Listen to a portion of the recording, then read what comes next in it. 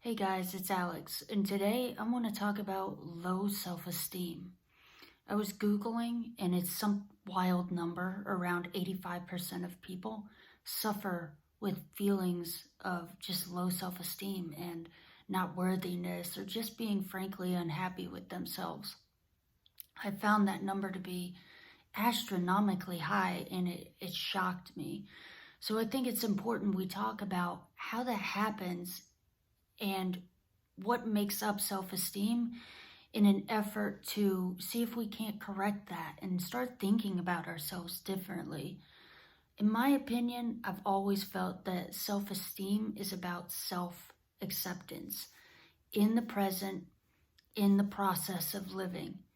Because if we're only going to be happy with ourselves if we achieve some unrealistic, idealistic future state, we are doomed to stay in that 85% of people. And I certainly don't want you guys in that percentage. So, what is self acceptance? Self acceptance is about looking at yourself as a human who is going to be flawed, trying to figure out what you're good at and what you love, and focusing on those things.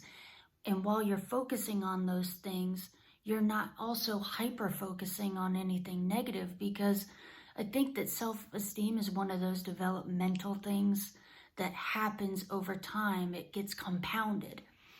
And these bad things that happen to us, or someone, not wanting us anymore, or just moving on in a different direction in their lives, a lot of times that's what begins to impact people's self-esteem. Now, granted, it could go back even further.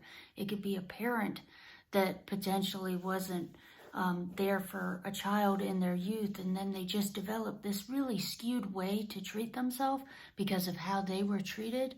So there's many reasons that could impact what could make someone feel so negatively about themselves. But if we really just try and focus on this acceptance piece, I think that we are going to get a lot further than thinking about how you can be for the outside world, because society has all these parameters of what's attractive, what's right, what's wrong, and we weigh that too heavily instead of really using our own best judgment and trying to block out some of that noise from the outside world. I think if you're going to increase your self-esteem, you're going to have to check yourself in your conversations that you're having with yourself. It is about communication with yourself. You can't be meaner to you than you would be to a mean person. If you are doing your best and trying your best, and you put your effort in every day in the present, I do believe that your self-esteem should get increasingly more healthy. I think that when we focus too much on the past or too much on the future is when that self-doubt creeps in, because that's not the moment you're in. The only moment you can control is the one you are in. And yet and still, we bring all the bad moments with us, and those moments tend to scare us about what we don't want to happen in the future, and so the present gets lost. Most of the people that I know who live truly in the present are happier. And I think that happiness is 100% impacting good self-esteem. Also, if you are unhappy with yourself, you have to understand this, and it might sound harsh because a lot of people are really critical about their physical appearance, but it will not make you more attractive when you are ugly to other people. And I don't mean appearance, I mean when you act ugly to other people, that's not going to make you more attractive to yourself. It's just projecting how you feel about yourself onto someone else, and that's not it. That's not the way.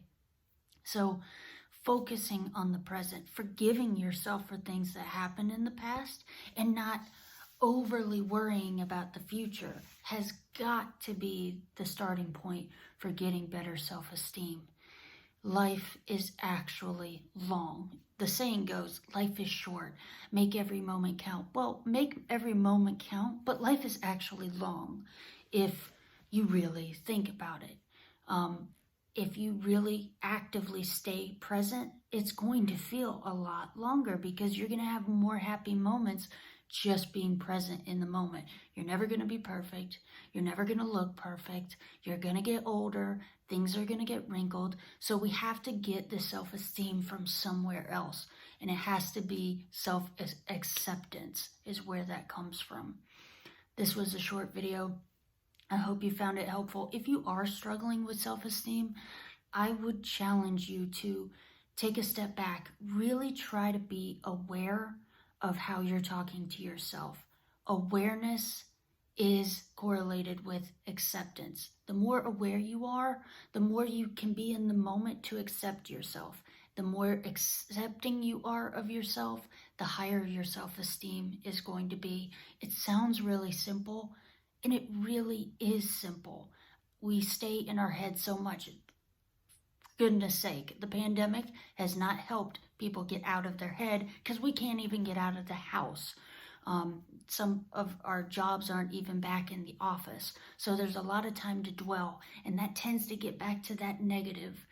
I don't know why dwelling always tends to go in a negative path, but self-doubt is a monster. And if you're going to get that out of there, you have to focus on positive things that you are good at, things that make you happy. Stay present, and I think you will begin to enjoy higher self-esteem. By all means, keep communication going and open with people that love you and care about you, and listen to them when they tell you how great you are. They might just be telling you the truth. Until next time, guys, I hope you have happy, healthy conversations. Take care.